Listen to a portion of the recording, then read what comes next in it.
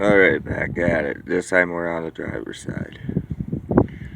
I already got the rotor and the hub bearing out. Kind of showing you again. I take this off. Gotta replace that, all that anyways. And see how I got the rear unbolted. That goes down and over a little bit, and then it'll pop right out, slide it out.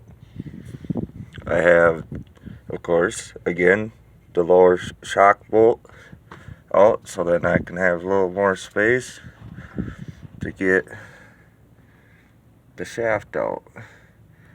And in between the sway bar, link bar, and the shock.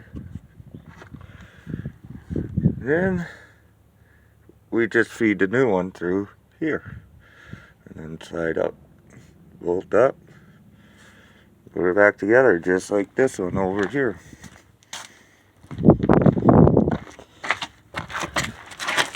This one's all done.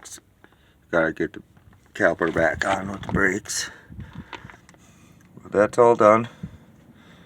That's just that new grease shit spray they spray on there. So yeah, all back together, done, nice and smooth. So that should do it. I'll have more coming up.